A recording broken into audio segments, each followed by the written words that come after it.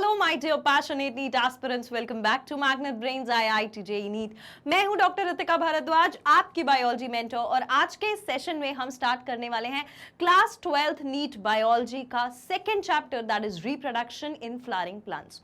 इस चैप्टर में हम डील करेंगे बेसिकली फ्लावरिंग प्लांट्स के अंदर होने वाले सेक्सुअल रिप्रोडक्शन से, यानी कि एंजियोस्पर्मिक रिप्रोडक्शन। कैसे एंजियोस्पर्म्स अपनी स्पीशीज को करते हैं, आगे बढ़ाते हैं, ये सारी बातें हम इस चैप्टर में करने वाले हैं। और आज के इस सेशन में मैं आपको दूंगी चैप्टर का overview as well as flower के बारे में हम डिस्कस करेंगे, स्ट्रक्चर और फ्लावर के फंक्शंस। ये हमारा पहला सेशन होने वाला है। आई होप आप ये जो सेशन है, देखो ये जो सेशन है इसमें आखिरी तक जरूर रुके रहना है, क्योंकि अगर आप इन बेसिक चीजों को नहीं समझे, आपको एक पिक्चर पूरी पता नहीं चलेगी कि चैप्टर में क्या पढ़ना है, तो फिर आगे का चैप्टर ऐसा लगेगा कि बहुत बड़े समुंदर में हम बस आगे बढ़ते ही जा रहे हैं, बढ़ते ही जा रहे हैं और समंदर खत्म नहीं हो रहा। तो हमें ऐसा अगर फील नहीं करना है तो परफेक्ट ओवरव्यू और स्टार्टिंग ऑफ द चैप्टर आपको आज यहाँ मिलने वाली है, तो उसके लिए आखिरी तक सेशन में बने रहिएगा। और ये जो सेशंस हैं ये आप देख रहे हैं Magnet Brains IIT JEE NEET के चैनल पर, जहां पर आपके लिए सारे आईआईटी जेईई और नीट के जो कोर्स हैं वो completely free of cost available हैं।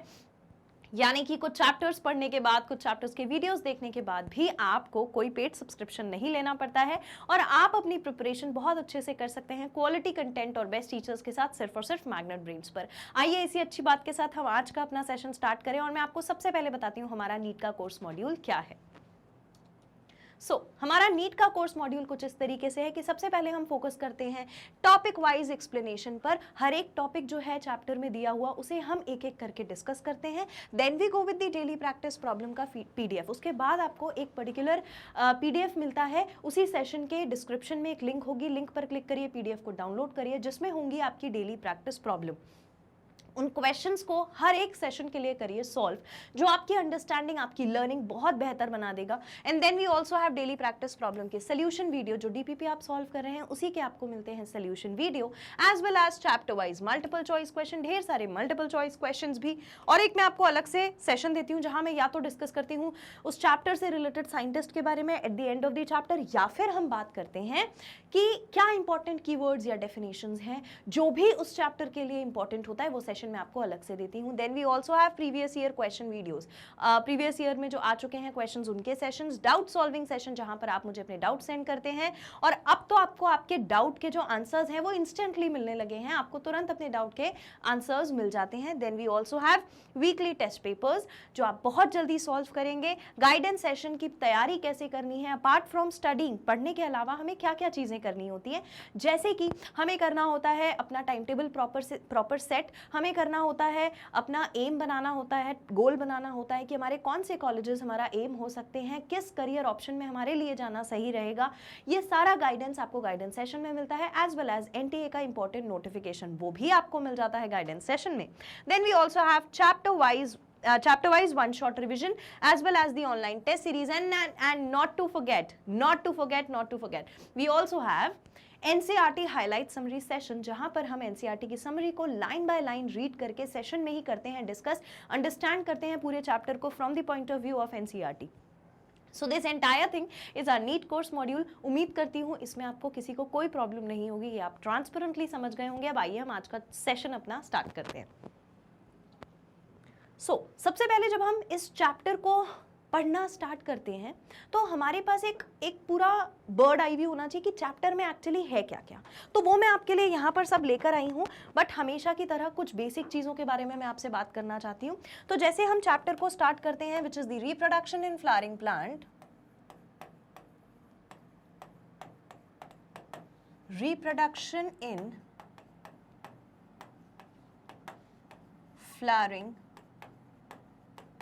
प्लांट्स। ठीक है, ये जो चैप्टर है इसमें हम बात कर रहे हैं रिप्रोडक्शन की, यानी कि एक ऐसा प्रोसेस जहां पर एक ऑर्गेनिज्म अपने ही जैसे ऑर्गेनिज्म को जन्म देता है। When an organism give rise to a new organism of its own kind, अपने ही जैसे दिखने वाले ऑर्गेनिज्म को अगर वो जन्म दे तो वो कहलाता है रिप्रोडक्शन का प्रोसेस। और रिप्रोडक्शन के प्रोसेस से हमें क्या फायदा होता है? रिप्रोडक्शन के प्रोसेस से हमें दो महत्वपूर्ण चीजें मिलती हैं। वो क्या है? एक तो हो जाता है हमारा स्पीसिएशन और दूसरा हो जाता है हमारा variation. Which is very important. Speciation का मतलब अपने जो वंश है उसको आगे बढ़ाना, अपनी जो जनरेशन है उसको आगे बढ़ाना, चाहे वो प्लांट हो, एनिमल हो, छोटा सा एक एनिमल हो, बड़ा सा एक एनिमल हो, कॉम्प्लेक्स एनिमल हो, हर ऑर्गेनिज्म चाहता है कि उसकी स्पीशीज बनी रहे, आगे बढ़ती रहे, तो उसके लिए हो जाता है प्रोसेस रिप्रोडक्शन। और वेरिएशन का क्या फंडा है? वेरिएशन ऐसा है कि देखो चेंजेस आना तो ज़रूरी है, तो चेंजेस फॉर बेटरमेंट, चेंजेस जो आते हैं वो आते हैं सेक्सुअल रिप्रोडक्शन से। तो ये दो बेसिक इंपॉर्टेंट बातें होती हैं रिप्रोडक्शन को लेकर, और डेफिनेशन मैंने आपको बताई रिप्रोडक्शन की।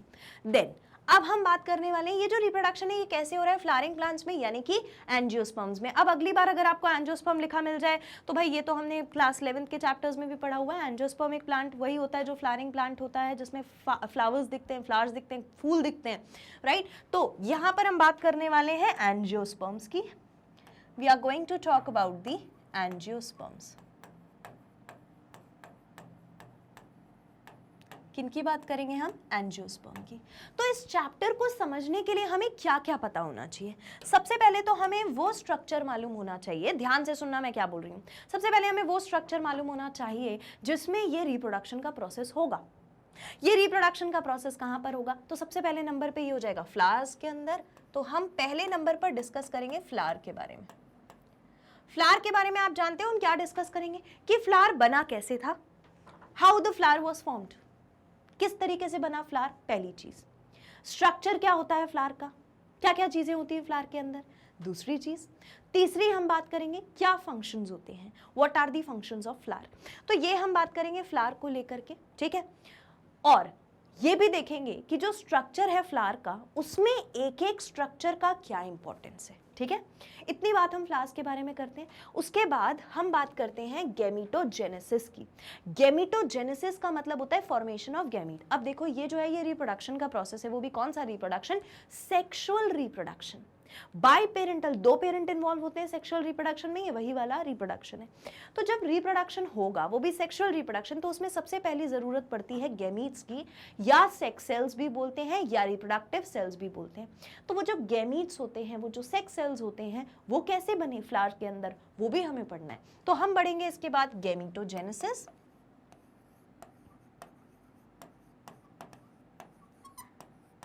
गैमीटोजेनेसिस, ठीक है।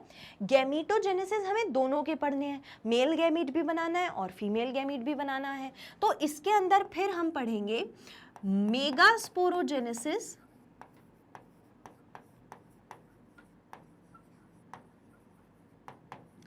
दूसरा हम पढ़ेंगे माइक्रोस्पोरोजेनेसिस।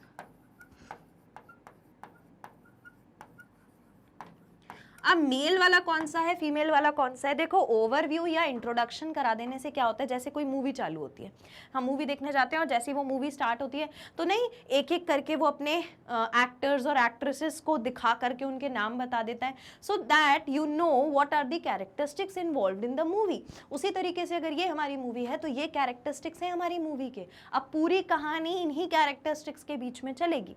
तो भाई मेगास्पोरोजेनेसिस में कौन बनेगा? मेगास्पोरोजेनेसिस में बनेगा फीमेल गैमीट। मेगास्पोरोजेनेसिस में क्या बनेगा? Female gamete. तो फिर माइक्रोस्पोरोजेनेसिस में क्या बनेगा? Male gamete. माइक्रो यानी छोटा, जेनेसिस स्पोरोजेनेसिस यानी छोटा सा मेल गैमीट जो है वो कैसे बनता है, ये दोनों प्रोसेस हम यहाँ पढ़ लेंगे, ठीक है। और आपकी पहली देखो जो मैंने बात बताई है वो भी यही है, फ्लावर का हमें क्या पढ़ना है? स्ट्रक्चर पढ़ना है और फंक्शन पढ़ना है, मेल और फीमेल रिप्रोडक्टिव सिस्टम पढ़ने हैं फ्लावर के, ठीक है। अभी हम आगे डिस्कस करेंगे इसी सेशन में, ठीक।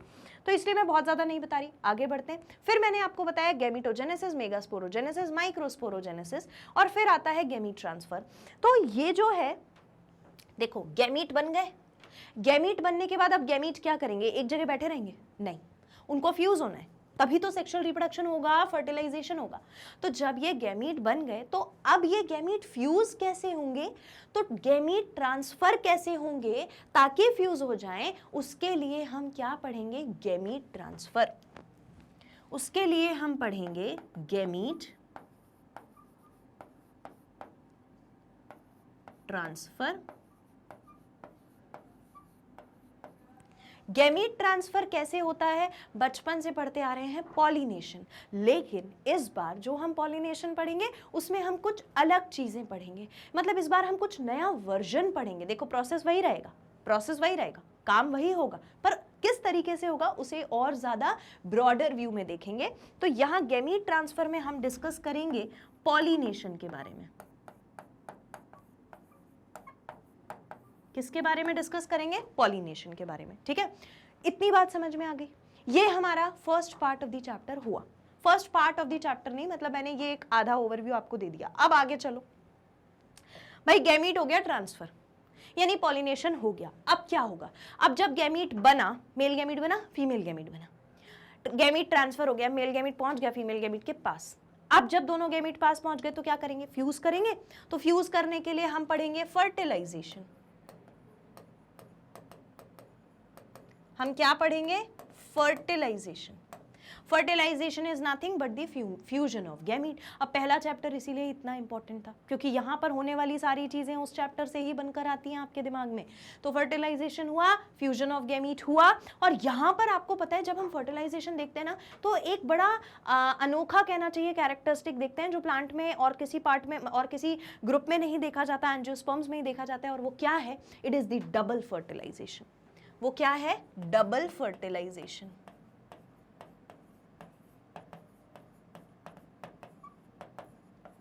डबल फर्टिलाइजेशन हम पढ़ेंगे। ठीक है, मैं पहले से आपके दिमाग में इन टॉपिक्स को लेकर कोई मतलब कहना चाहिए कि मैं कोई पैटर्न कोई क्रिएट नहीं करना चाहती हूँ इन्फॉर्मेशन आपके माइंड में। मैं चाहती हूँ कि जब मैं जहाँ पर जो भी टॉपिक पढ़ाऊँगी आप उसे उसी समय याद करें।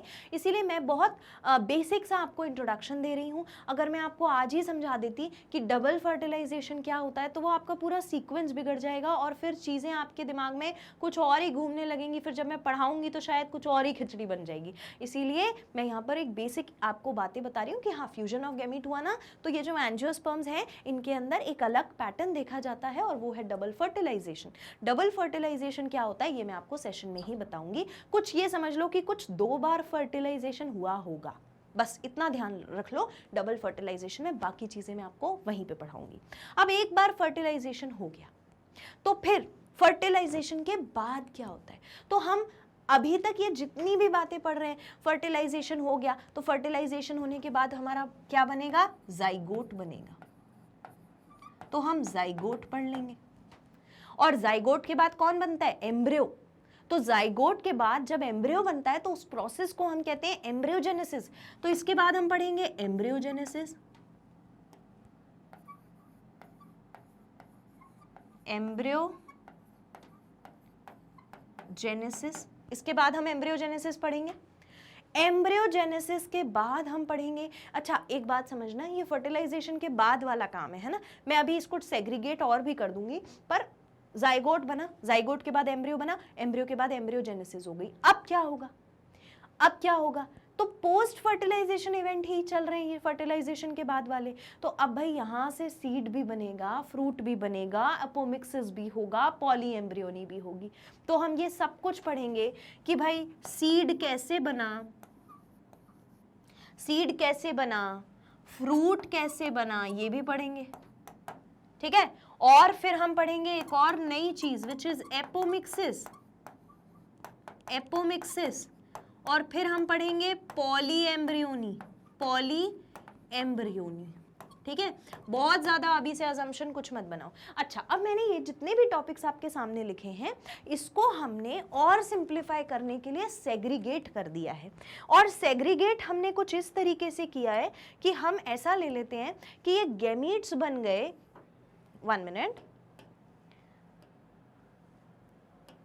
हम ऐसा ले लेते हैं कि ये गैमीट्स बन गए। गैमीट्स बनने के बाद गैमीट हुए ट्रांसफर, तो इसको पूरे को हम एक साथ ले लेते हैं, इस पूरे को हम एक साथ ले लेते हैं, एक ग्रुप में डालेंगे, मैं ग्रुप बताती हूँ, और फिर हम इसको पूरा एक ग्रुप मानते हैं, और फिर हम इसको पूरा एक ग्रुप मान लेते हैं। ठीक है, तो बेसिकली मैडम ये क्या ग्रुप है, मैं वो बताती हूँ कि ये क्या ग्रुप है। So it is nothing but ये फर्टिलाइजेशन हो गया ना, तो ये फर्टिलाइजेशन के पहले की चीजें हैं और ये फर्टिलाइजेशन के बाद की चीजें हैं, तो इसको हम कह देते हैं प्री फर्टिलाइजेशन। फर्टिलाइजेशन से पहले प्री फर्टिलाइजेशन, तो ये हम पढ़ लेते हैं प्री फर्टिलाइजेशन। देखो मैं यहां लिख देती हूं, 1 minute, pre fertilisation, okay, pre fertilisation.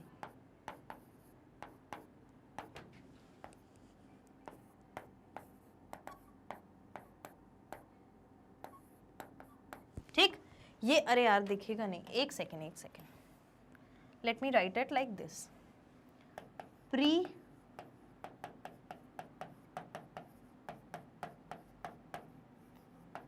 Fertilisation. ठीक है, उसके बाद ये हो गया फर्टिलाइजेशन। तो इसमें तो किसी को कोई कंफ्यूजन नहीं है, वैसे लिखा ही है, पर मैं इसको लिख देती हूं। ठीक है, ये हो गया fertilisation. Zygote, embryogenesis, seed, fruit जो बनना है, ये पूरा है पोस्ट फर्टिलाइजेशन। तो ये हो गया पोस्ट फर्टिलाइजेशन इवेंट्स, ये पोस्ट फर्टिलाइजेशन इवेंट्स हो गए।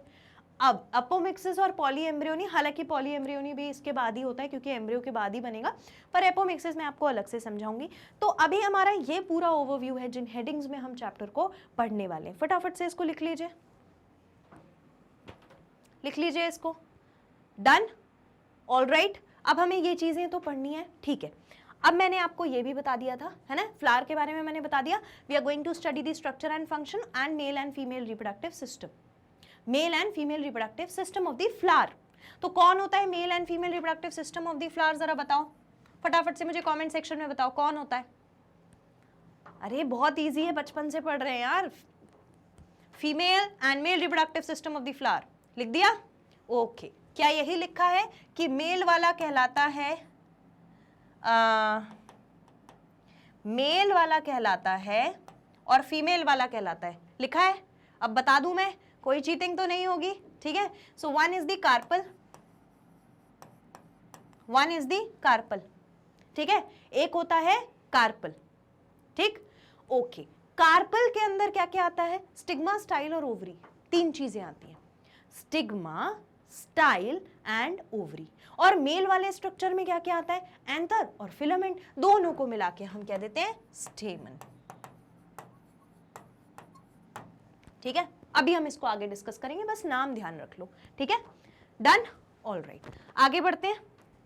नेक्स्ट, प्री फर्टिलाइजेशन इवेंट्स में आपको बता चुकी। गैमीटोजेनेसिस में हम पढ़ते हैं formation of gametes, gamete formation 1 minute, gamete formation, gamete formation, all right. इसके बाद जैसे ही हम मेगास्पोरोजेनेसिस पे जाते हैं तो वहां पर हम पढ़ते हैं फीमेल गैमीट के बारे में कि वो कैसे बनेगा, क्या काम करेगा। तो फीमेल गैमीट बता चुकी हूं मैं। माइक्रोस्पोरो, मेगा वर्ड हमेशा फीमेल वाले गैमीट के लिए यूज होता है। माइक्रोस जो वर्ड होता है, माइक्रो जो वर्ड होता है, वो हमेशा मेल गैमीट को रेफर करने के लिए यूज होता है। So this is male gamete का फॉर्मेशन, पूरी तरह पढ़ना है, ठीक है। इसके बाद क्या पढ़ना है? Gamete transfer. तो हमें इसमें पढ़ना है पॉलिनेशन। अब इस बार मैंने कहा पॉलिनेशन जो है वो अलग तरीके से हम पढ़ेंगे। अभी तक हमने पढ़ा है हवा में उड़ता हुआ पोलन ग्रेन आया था, हनी बी पोलन ग्रेन लेके आई थी, बट इन स्पाइट ऑफ हवा एंड हनी बी, इन दोनों के अलावा भी बहुत सारे फैक्टर्स होते हैं जो पॉलिनेशन करवाते हैं, ठीक है। तो उनके बारे में हम पॉलिनेशन में पढ़ेंगे, जहां हमें पता चल जाएगा कि ये गैमीट्स ट्रांसफर कैसे हुए।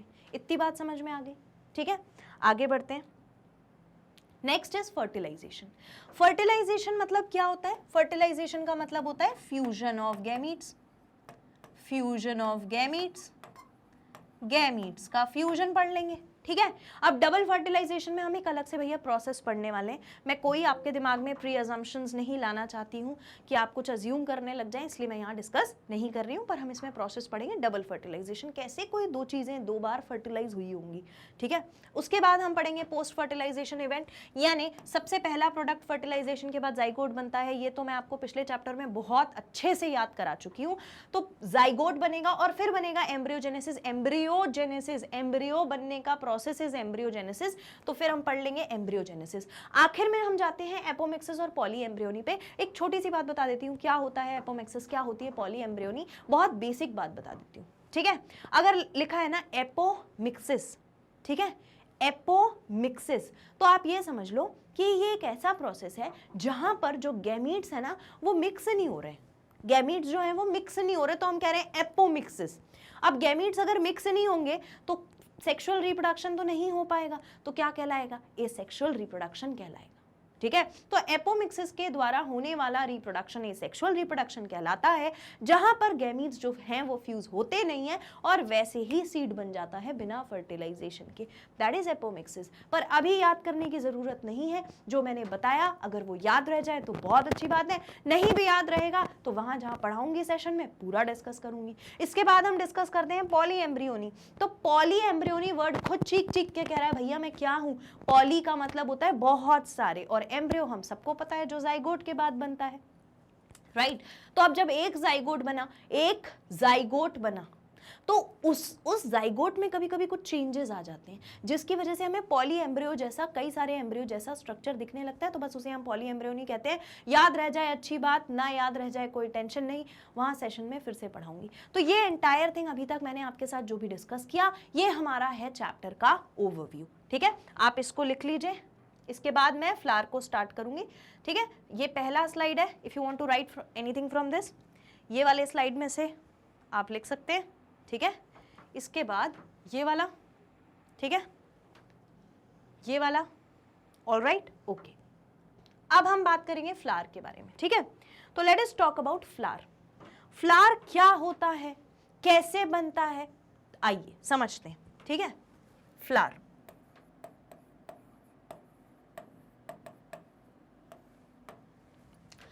फ्लावर जो है वो क्या कहलाता है, कैसे बनता है, पहले तो ये देखते हैं। ठीक है, जब हमने प्लांट किंगडम पढ़ा तो हमने अलग अलग टाइप्स ऑफ प्लांट पढ़े थे, right. Thallophyta, bryophyta, pteridophyta, gymnosperm, angiosperms, ये सब पढ़े थे। अब देखो, जो थैलोफाइटा, ब्रायोफाइटा, जिम्नोस्पर्म जो थे वहां पर फ्लावर नहीं था, वहां पे फ्लावर नहीं था, कोई फ्लावर नहीं बना था। सिर्फ जो अगर लास्ट वाला जो प्लांट का ग्रुप है उसको देखोगे, यानी कि अगर आप जिम्नोस्पर्म्स को देखोगे तो वहां पर एक स्टेम होती थी और स्टेम के ऊपर लीफ होती थी। तो चलो हम वहीं से पढ़ाई चालू करते हैं। एक स्टेम और उसके ऊपर लीफ है हमारे पास, ये स्टेम है और स्टेम के ऊपर ही हमारे पास लीव्स है।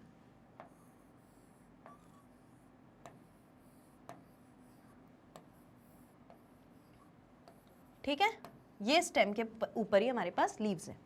अब इसमें क्या हुआ, जो जिस जगह पे लीव्स अटैच रहती है स्टेम पर, जैसे ये स्टेम है, स्टेम पे अगर लीफ यहाँ अटैच है तो ये जहाँ अटैच है उस पॉइंट को हम क्या कहते हैं, उस पॉइंट को हम कहते हैं नोड। तो ये इसका नोड रहा होगा, ये इनका नोड रहा होगा, ये इनका नोड रहा होगा और ये इनका नोड रहा होगा। सही है, ठीक है। अब इस नोड को हम लिख लेते हैं, ये नोड है। तो इस पर्टिकुलर स्टेम में हमें 4 नोड्स दिख रही हैं जिसके ऊपर लीफ लगी है। ठीक है, अब 2 नोड के बीच का जो एरिया है वो क्या कहलाता है, 2 नोड के बीच का एरिया कहलाता है ये वाला, दिस एरिया, ये क्या कहलाता है, internode. The area between 2 nodes is internode. पहले ऐसी स्टेम हुआ करती थी। ठीक है, धीरे धीरे इसमें आए चेंजेस, धीरे धीरे इसमें क्या आए, चेंजेस आए। तो इसमें क्या चेंजेस आए, देखो, ये स्टेम बदल गई है ना। अक्सर लोग बदल जाते हैं, तो ये स्टेम है ये क्यों नहीं बदल सकती, तो देखो ये स्टेम भी बदली। जब ये स्टेम बदलने लगी तो भाई इसके नोड्स का क्या होगा मैडम, नोड्स तो रहेंगे, नोड्स कहीं नहीं जाएंगे, नोड्स रहेंगे। तो नोड्स बना लेते हैं, 4 नोड्स थे,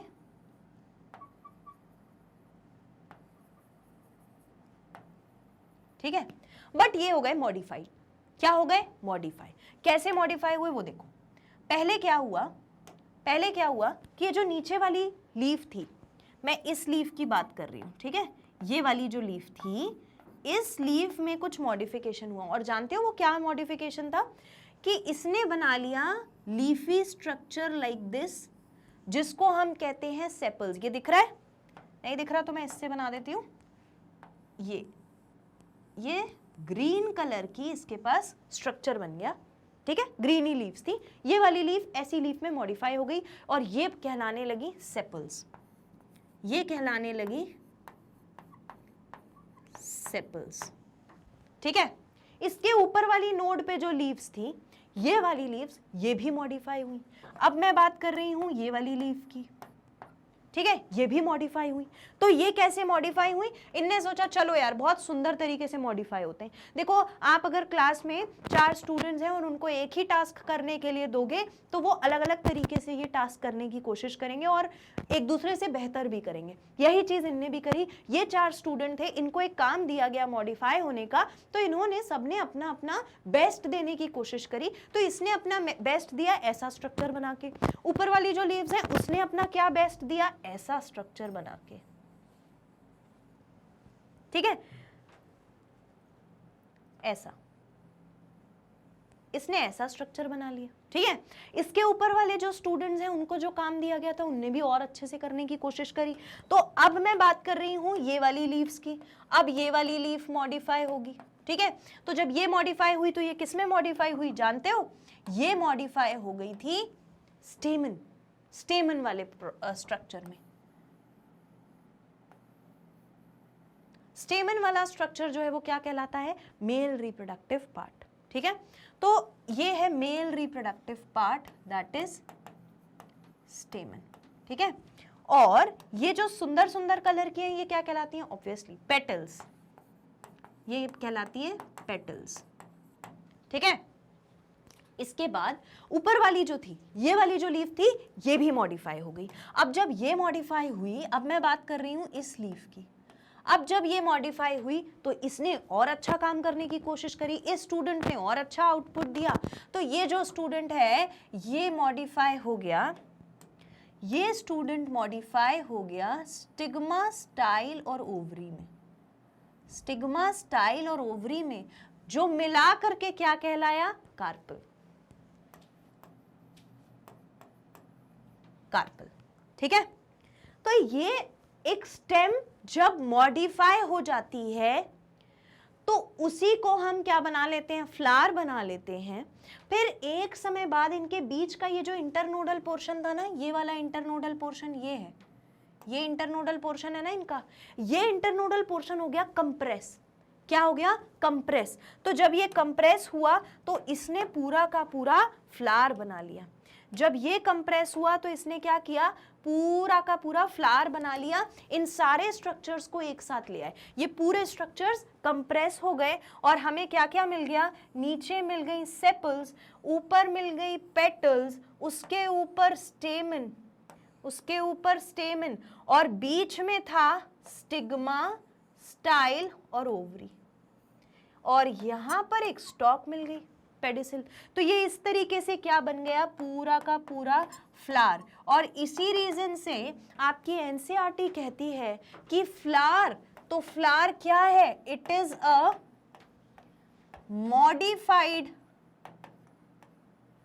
मॉडिफाइड शूट। शूट मतलब यही स्टेम और लीफ वाला जो पोर्शन है, ये जब मॉडिफाई हो गया तो वो फ्लावर बन गया। तो ये इस तरीके से मॉडिफाई हुआ। पहले स्ट्रक्चर पे, पहले पेज पर ये होना चाहिए कि फ्लावर बना कैसे था। फटाफट से नोट करिए इसको। डन?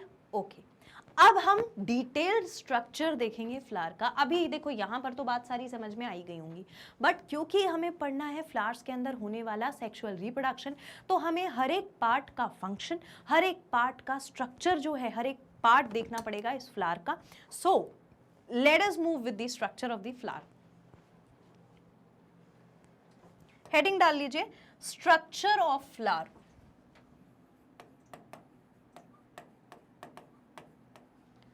Structure of flower. ठीक, मैं इसको थोड़ा साइड कर लेती हूं ताकि हमें मार्क करने में कोई प्रॉब्लम ना आए। Structure of flower. ठीक है, चलिए फ्लावर बनाएंगे फटाफट से। तो सबसे पहले हमारे पास होती है एक स्टॉक, एक डंडी जैसा स्ट्रक्चर जिससे हम फ्लावर को पकड़ते हैं, तो वो कहलाती है स्टॉक। तो सबसे पहले हमने बना ली stock, this is the stock.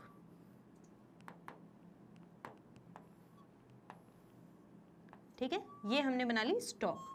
Stock के ऊपर एक छोटा सा स्वोलन पोर्शन होता है, ऐसे थोड़ा मोटा सा, थोड़ा स्वोलन पोर्शन होता है, तो हमने बना लिया वो वाला स्वोलन पोर्शन, ये ठीक है। स्वोलन पोर्शन के ऊपर होती है छोटी छोटी पत्तियों जैसा स्ट्रक्चर ग्रीन कलर का, जिसे हम कहते हैं सेपल्स, ठीक है, ठीक है, ये बात समझ में आ गई। तो ये है हमारा swollen portion, this is the swollen portion, okay. ये हमारा स्वोलन पोर्शन होता है, और उसके ऊपर वाला जो पोर्शन है वो है हमारा कौन सा वाला पोर्शन, ये वाला, this is the green leafy portion. और इस ग्रीन लीफी पोर्शन को हम क्या कहते हैं, ग्रीन लीफी पोर्शन को हम कहते हैं सेपल्स, ठीक है। So these are the sepals. अब आप मुझे ये बताओ, आपके नजरिए में अकॉर्डिंग टू यू सेपल्स का काम क्या होना चाहिए, सेपल्स का काम क्या होना चाहिए। आपने देखा है वो कली, देखिए कली खिलती है तो फूल बनता है, ये तो सुना होगा। तो जब फ्लावर कली स्टेज में रहता है, यानी कि बड स्टेज में रहता है, उस दौरान ये जो छोटी छोटी मैं पेटल्स बना रही हूँ ना, इसी पेटल के अंदर पूरे के पूरे जो फ्लावर्स हैं, पूरा जो फ्लावर है उसका स्ट्रक्चर छुपा रहता है, इसी के अंदर छुपा रहता है, ठीक है। यानी जो ये सेपल्स हैं, ये फ्लावर के सारे स्ट्रक्चर्स को अपने अंदर बंद करके प्रोटेक्ट करके रखती है इन अ बड स्टेज, ठीक है। सो हम इतनी चीजें मार्क कर लेंगे, या इसके ऊपर चलते हैं, तो जब मार्क करेंगे तो आपका दोबारा से रिवाइज हो जाएगा। अभी हमने बनाई पेडिसिल, फिर हमने स्वोलन पोर्शन बनाया, ठीक है, उसको हम क्या बोल रहे हैं, थैलेमस वाला पोर्शन, और ऊपर हमने बनाई सेपल्स। अब हम बनाएंगे पेटल्स। अब हम क्या बनाएंगे, पेटल्स। चलिए, let us make the petals. 1 second, okay? Let us take this.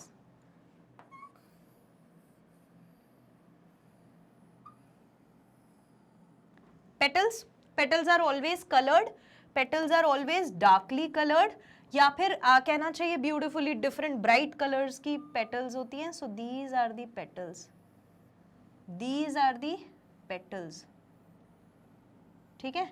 ये हमने बना ली पेटल। पेटल में कोई किसी को दिक्कत नहीं, आगे बढ़े।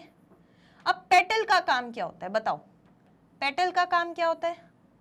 पेटल का काम होता है फ्लावर को हेल्प करना, फॉर दी फ्लावर को क्या मतलब, हाँ, it helps in the sexual reproduction to attract pollinating agent.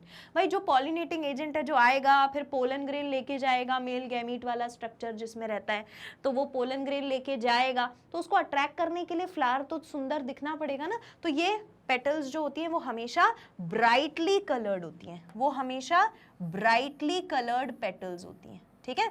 So these are the petals, किसी को कोई दिक्कत इसमें, ठीक। अब ये भी मॉडिफाई हुई हैं लीफ से, याद रखना। पेटल्स के बाद हमारे पास कौन सा स्ट्रक्चर आता था, स्टेमन का स्ट्रक्चर आता था, तो स्टेमन का स्ट्रक्चर बना लेते हैं। Let us make the stamens. तो ये हो गई स्टेमन, ये हो गई स्टेमन, ठीक है, ये हो गई स्टेमन, ये हो गई स्टेमन, ठीक है। तो ये स्टेमन थोड़ी अच्छी नहीं बनी है, ये हो गई स्टेमन, ठीक है। इसके बाद कौन सा स्ट्रक्चर आता है, जो फीमेल पार्ट है, दैट इज कार्पल, तो कार्पल बना लेते हैं।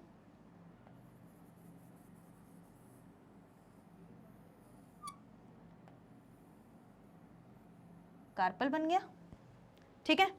अब इसको एक एक करके, इस पूरे स्ट्रक्चर को हम क्या करेंगे, एक एक करके हम इस पूरे स्ट्रक्चर को करेंगे डिफाइन और लिखेंगे इनकी लेबलिंग्स।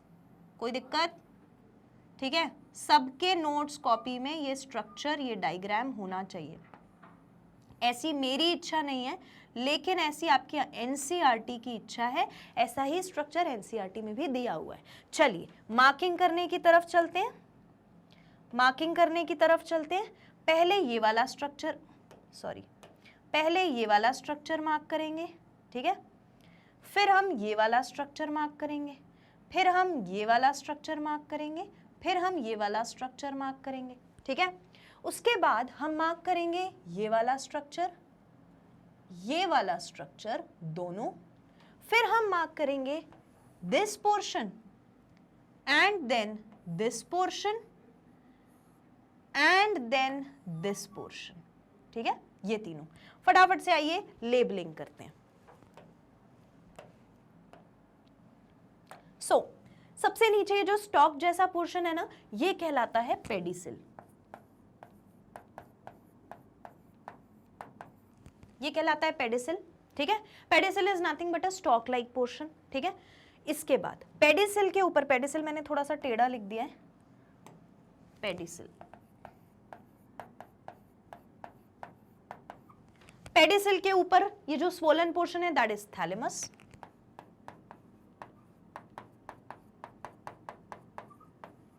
पेडिसिल के ऊपर क्या पोर्शन है? थैलेमस। उसके ऊपर सेपल्स है, तो सेपल्स को अब हम यहाँ पर सेपल्स एक क्यों लिखें कि ये भी सेपल है, ये भी सेपल है, ये भी सेपल है, ये भी सेपल है? हम कह सकते हैं ना कि ये ग्रुप ऑफ सेपल है। तो आपको पता है ग्रुप ऑफ सेपल क्या कहलाता है? वो कहलाता है कैलिक्स। तो ग्रुप यानी कि वर्ल ऑफ सेपल, वर्ल का मतलब होता है ग्रुप, तो whorl of sepals is calyx. तो मैं यहां लिख रही हूं कैलिक्स। ठीक है, कैलिक्स के ऊपर ब्राइटली कलर्ड जो स्ट्रक्चर दिख रहा है, it is the group of petals. ये क्या है? Group of petal. तो ग्रुप यानी कि वर्ल, तो वर्ल ऑफ पेटल को हम क्या बोलते हैं? कोरोला। ग्रुप ऑफ पेटल को हम क्या बोलते हैं? कोरोला।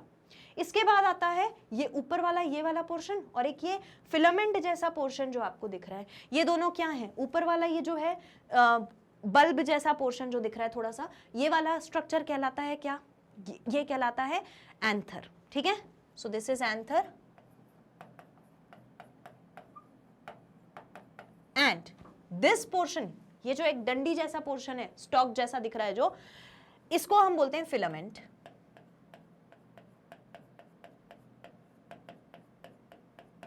इसे हम क्या बोलते हैं? फिलामेंट। ठीक है, इस साइड आ जाओ। यहां पर एक ऊपर ये वाला जो पोर्शन दिख रहा है ना, जो थोड़ा ऐसे मैंने वेवी जिगजैग सा बनाया है, ये स्टिग्मा होता है, स्टिकी होता है नेचर में, चिपचिपा। ठीक है, तो इसको हम क्या बोलते हैं? स्टिग्मा। स्टिग्मा के नीचे एक ये लॉन्ग लेंथ में कनेक्टिंग ट्यूब जैसा दिख रहा है, पाइप जैसा, इसको हम बोलते हैं स्टाइल। और यहां पर ये जो स्वोलन पोर्शन दिख रहा है बेस में, इसे हम कहते हैं ओवरी। इसे हम क्या कहते हैं? ओवरी। अभी इतने पार्ट समझ में आ गए। अब एक एक पार्ट के बारे में ये भी पता होना चाहिए कि पहले कौन आया। तो अगर आप यहां पर जाओगे तो दिख रहा है पहले सेपल्स आई, फिर पेटल्स आई, फिर स्टेमन आया, फिर कार्पल आया। तो ये पहला वर्ल, पहला ग्रुप किसका होता है? सेपल का। दूसरा ग्रुप, दूसरा वर्ल किसका होता है? पेटल का। तीसरा ग्रुप, तीसरा वर्ल किसका होता है? स्टेमन का। वर्ल और ग्रुप एक ही बात है, बार बार मैं इसलिए बोल रही हूँ ताकि आपको वर्ल शब्द भी याद हो जाए। और कार्पल जो है वो, तो अब हमें इन वर्ल्स को अगर लिखना हो कि किसके बाद कौन सा आया, तो सबसे पहले कौन सा वर्ल आया था? कैलिक्स का। तो कैलिक्स में हम लिख लेते हैं it is the first whorl. Calyx में हम लिख लेते हैं फर्स्ट वर्ल। कैलिक्स के बाद कोरोला, तो corolla is the second whorl.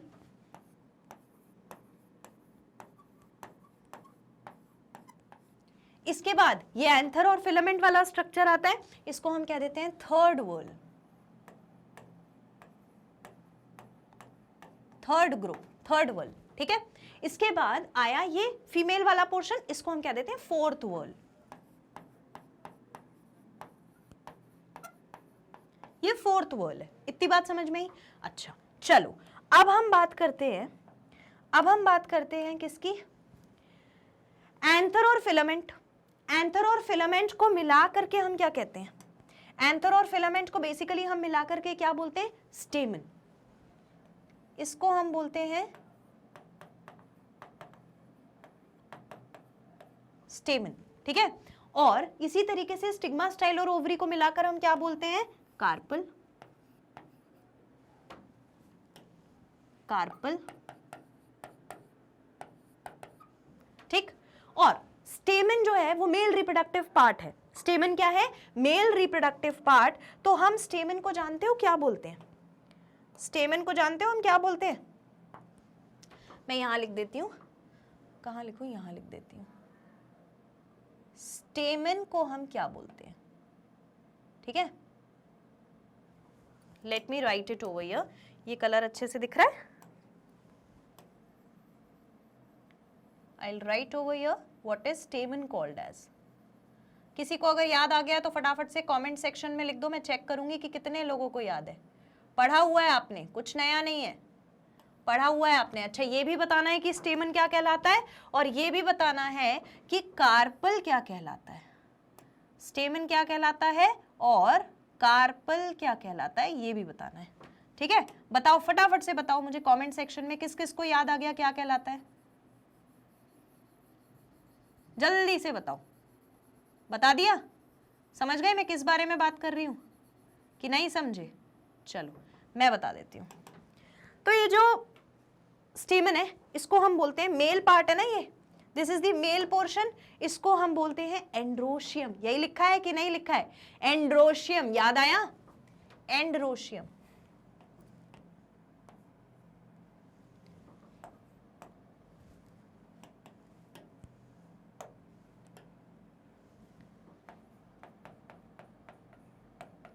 Androecium. और फीमेल वाले पार्ट को हम क्या बोलते हैं? गायनी। हमेशा याद रखना, गायनी वर्ड जो होता है ये यूज होता है फीमेल को रेफर करने के लिए। जैसे गायनेकोलॉजिस्ट जो होता है, gynaecologist is the female doctor. Gynaecology is the study of the female part, तो फीमेल रिप्रोडक्टिव पार्ट है ना। तो ऐसे ही gynoecium, gynoecium is the female reproductive part. ठीक है, तो this entire thing is the structure of the flower. Whorls भी किसके बाद कौन सा आया था ये इंपॉर्टेंट है, तो वो मैंने लिख दिया। अब मैं एक एक के फंक्शन बता देती हूँ। पेडिसिल काम आता है फ्लावर को होल्ड करने में, स्टॉक है उसकी। थैलेमस वाला पोर्शन सारे स्ट्रक्चर्स को अपने अंदर जोड़ के रखने वाला होता है। कैलिक्स यानी कि सेपल्स का वर्ल फ्लावर को प्रोटेक्ट करता है। आउटर मोस्ट वर्ल होता है, आउटर मोस्ट कवरिंग कहलाती है, प्रोटेक्ट करके रखता है फ्लावर को बड स्टेज में। पेटल्स का जो वर्ल होता है कोरोला, वो पॉलिनेटिंग एजेंट्स को अट्रैक्ट करने के लिए होता है ताकि पॉलिनेशन का प्रोसेस जरूर से हो सके। मेल वाला स्ट्रक्चर जो है, मेल वाला स्ट्रक्चर एंथर और फिलामेंट, ये मेल रिप्रोडक्टिव पार्ट है जिसके अंदर मेल रिप्रोडक्टिव सेल यानी कि मेल गैमीट होने वाला है। कैसे बनता है, कहाँ बनता है, ये हम आगे देखेंगे। तो ये स्ट्रक्चर कहलाता है स्टेमन, टेक्निकली एंड्रोशियम कहलाता है। और थर्ड ग्रुप होता है जो बनता है, और इसके बाद बीच में आता है स्टिग्मा, स्टाइल और ओवरी। स्टिग्मा, स्टाइल और ओवरी जो मिला करके कार्पल कहलाता है यानी कि गाइनोशियम। ये होता है हमारा फोर्थ वर्ल जो फीमेल रिप्रोडक्टिव सेल यानी कि फीमेल गैमीट अपने अंदर होल्ड करके रखता है यहाँ ओवरी में। फटाफट से ये पार्ट बना लो। डन? ओके, अब हम इनको एक एक करके डिस्कस करेंगे। आइए डिस्कस करते हैं फ्लावर के स्ट्रक्चर को। फ्लावर के स्ट्रक्चर को तो क्या लिखा है फ्लावर के बारे में? It is typical angiospermic, it is typical angiospermic flower consist of 4 whorls. इसके पास कितने ग्रुप होते हैं? 4 ग्रुप होते हैं। वर्ल का मतलब होता है ग्रुप, मैंने आपको बता दिया है। Calyx, corolla, androecium, gynoecium. ठीक है, floral appendage is attached to the receptacle. ठीक है, अब इसके बाद क्या होता है? अच्छा, थैलेमस को ही रिसेप्टिकल बोल रहे हैं ना। कैलिक्स जो है, कैलिक्स कंसिस्ट ऑफ सेपल, बता दिया मैंने नीचे वो हरी वाली पत्तियां, ये जो हरी वाली पत्तियां दिख रही है ना, ये सेपल्स क्या कहलाती हैं? ग्रुप इनका कहलाता है कैलिक्स। और ये होती है non essential whorl. Non essential इसको क्यों बोल रहे हैं? क्योंकि भाई ये सेक्सुअल रिप्रोडक्शन में डायरेक्टली इन्वॉल्व थोड़ी है। डायरेक्टली तो 2 ही स्ट्रक्चर्स इन्वॉल्व है, वो कौन कौन से हैं? एंड्रोशियम एंड गाइनोशियम, बाकी सब नॉन एसेंशियल। यानी इसको देखोगे तो इसमें ये एसेंशियल है, ये एसेंशियल है, बाकी ये सारे नॉन एसेंशियल है। ये गाइनोशियम वाला और एंड्रोशियम वाला स्ट्रक्चर एसेंशियल है, इंपॉर्टेंट है, डायरेक्ट इन्वॉल्व होगा रिप्रोडक्शन में और फर्टाइल कहलाएगा। लेकिन ये वाले पार्ट जो है ये डायरेक्टली इन्वॉल्व नहीं है रिप्रोडक्शन में, और ये नॉन एसेंशियल है, और ये स्टेराइल कहलाएंगे। स्टेराइल का मतलब होता है जो रिप्रोडक्शन में हिस्सा नहीं लेता हो। ठीक है, which will not take part in reproduction. So it is the non-essential world, non-essential group, and it is sterile, the one which will not take part in the reproduction. इसके बाद आता है कोरोला। कोरोला क्या होता है? Whorl of petal, पत्ती, सुंदर सुंदर जो पेटल्स होती हैं, पत्तियां होती हैं फूल की, फ्लावर की, उसकी जो ग्रुप है वो कोरोला कहलाता है and it is again non essential, बता चुकी हूं मैं, डायरेक्ट इन्वॉल्व नहीं है, सिर्फ पॉलिनेटिंग एजेंट को कैच करके लाने का काम है। तो ये भी कैसी है, स्टेराइल, क्योंकि ये रिप्रोडक्शन में हिस्सा नहीं लेगी। आगे चलो, एंड्रोशियम, एंड्रोशियम कौन होता है, male reproductive part, this is the male portion, ठीक है। तो इट कंसिस्ट ऑफ स्टेमन, जिसके पास स्टेमन होती है, ठीक है। एंड्रोशियम में आती है stamen, male unit, essential whorl होता है, फर्टाइल होता है, और स्टेमन में मैंने आपको बताया था ये हो गया ऐसा स्ट्रक्चर, वन इज एंथर, ऊपर वाला स्ट्रक्चर, नीचे वाला इज फिलामेंट। मैं बार बार इसलिए बता रही हूं ताकि अभी याद हो जाए सेशन में। This is stamen called as androecium, ठीक है। डन, लिख लो इतना। अब इसमें लिखने में कोई प्रॉब्लम नहीं आएगी, एक एक ही लाइन है। आगे बढ़ते हैं, next gynoecium, female reproductive part. So this is female part and it consists of carpel. Carpel में क्या क्या आ जाएगा, कार्पल में आ जाएगा stigma, style and ovary. Stigma, style and swollen base which is the ovary। ये है स्ट्रक्चर कार्पल का, जो टेक्निकली गाइनोशियम कहलाता है। एसेंशियल वर्ल है क्योंकि इसमें फीमेल गैमीट रहेगा, यहाँ सेंटर में फीमेल गैमीट मिलेगा, ठीक है। तो यहाँ पे इसको मैं क्या बोलूंगी, एसेंशियल वर्ल, और ये है फर्टाइल क्योंकि ये रिप्रोडक्शन में हिस्सा लेगा, ठीक है। नेक्स्ट क्या लिखा है, essential whorl, androecium and gynoecium are the two most important unit of sexual reproduction, क्योंकि गैमीट वही प्रोड्यूस करेंगे, वही फर्टिलाइजेशन के लिए हेल्प करेंगे, तो ये बहुत इंपॉर्टेंट वर्ल्स होते हैं। लिख लो फटाफट से। Done, okay. आगे बढ़ते हैं। यहां पर हमने स्ट्रक्चर देख लिया फ्लावर का, क्या होता है, कैसे होता है, फ्लावर बनता कैसे। अब बारी है फ्लावर के फंक्शन की। तो बहुत बेसिक फंक्शंस होते हैं फ्लावर के, यानी अगर मैं आपको डेली लाइफ में से एग्जांपल दूं, तो अगर आपको आपका कोई फ्रेंड पसंद है, कोई टीचर पसंद है, कोई मतलब पेरेंट्स में से मम्मी या पापा का बर्थडे है, कुछ एनिवर्सरी है, तो आप हमेशा लव और अफेक्शन शो करने के लिए फ्लावर लेके जाते हो। सबसे पहला फंक्शन हो गया यहीं पे। दूसरा फंक्शन, कहीं पर भी कोई फंक्शन होता है तो साज सज्जा ब्यूटिफिकेशन के लिए फ्लावर को यूज करते हो। तीसरा फंक्शन, घर में सुंदर सुंदर फ्लावर रखे जाते हैं ऑर्नामेंटल तरीके से, सुंदरता के लिए, तो वो भी हो गया। फिर आप अपने टेम्पल्स में जाते हो या कहीं पे भी, तो यू ऑफर फ्लावर्स, तो रिलीजियसली भी यूज होते हैं, रिलीजियस पर्पस भी होते हैं, और सबके हर एक एरिया में अपने कल्चरल वैल्यूज भी होते हैं फ्लावर के, ठीक है। अलग अलग कल्चर में अलग अलग टाइप के फ्लावर्स बड़े फेमस होते हैं, उनकी अपनी कहना चाहिए इंपॉर्टेंस है हर कल्चर में। So these are certain basic functions जो हम बचपन से देखते आ रहे हैं, कुछ नहीं समझ में आता क्या गिफ्ट देना है, चलो भाई फ्लावर्स दे देते हैं, इजी। तो अब यही तो फंक्शन है फ्लावर के, क्या नया है देखो। एस्थेटिक पर्पस से सुंदरता बढ़ाने के लिए फ्लावर यूज हो रहा है, ऑर्नामेंटल तरीके से आप घर में, बाहर, ऑफिसों में अच्छी जगह, अच्छा लगे, मतलब अपीयर अच्छा हो एरिया, उसके लिए आप ऑर्नामेंटल फ्लावर्स रख देते हो। सोशली अफेक्शन और लव शो करने के लिए यूज होता है, ठीक है। रिस्पेक्ट शो करने के लिए भी यूज करते हैं, रिलीजियसली यूज होता है, ठीक, और कल्चरल वैल्यू भी होती है। ये वही चीजें हैं जो अभी मैंने आपको बताई। So these are certain functions of the flower, क्यों हम फ्लावर को यूज कर रहे हैं। दूसरा, ये जो हम चैप्टर पढ़ रहे हैं इसमें रिप्रोडक्शन, जैसे ही मैंने बोला था तो मैंने बता दिया था कि रिप्रोडक्शन के दो इंपॉर्टेंट फंक्शन है। पहला स्पीसिएशन करना, अपनी जनरेशन को आगे बढ़ाना। तो हर फ्लावर मतलब खत्म हो चुका होता अगर आगे रिप्रोडक्शन ना हो रहा होता, तो अगर फ्लावर्स को बनना है तो रिप्रोडक्शन करना पड़ेगा, और उनमें चेंजेस लाने हैं और सुंदरता बढ़ानी है तो भी रिप्रोडक्शन करना पड़ेगा। तो variation and speciation are the characteristics of reproduction. इतनी बात समझ में आ गई, फ्लावर समझ में आ गया, चैप्टर का ओवरव्यू आपको मिल गया, क्लियर। लिखना चाहते हैं आप इसको लिख लीजिए। Done, very good. So this entire thing is about the first session of the chapter, जहां पर हमने रिप्रोडक्शन इन फ्लावरिंग प्लांट्स का फर्स्ट सेशन आज डिस्कस किया। आप प्रीवियस सेशंस को भी कर सकते हैं रिवाइज करने के लिए जाइए हमारे ऑफिशियल वेबसाइट पे। ऑफिशियल वेबसाइट है www.magnetbrains.com। जैसे ही आप हमारा ऑफिशियल वेबसाइट टाइप करेंगे सर्च बार में www.magnetbrains.com यहाँ पर, तो आपके सामने एक इस तरीके का वेब पेज ओपन होगा जहाँ पर ऑप्शन दिखेगा एक्सप्लोर टॉप कोर्सेज का। इसे थोड़ा स्क्रॉल करेंगे, नीचे जाएंगे तो यहाँ पर टॉप कोर्सेज दिखेंगे। नीट के कोर्स पर रुक जाना और नीट को कर लेना सिलेक्ट। जैसे ही आप नीट को सिलेक्ट करेंगे तो नीट नीट रिलेटेड आपके सारे सब्जेक्ट्स, उन सब्जेक्ट्स की पर्टिकुलर फैकल्टीज के आइकन्स इस तरीके से आपको दिखने लगेंगे।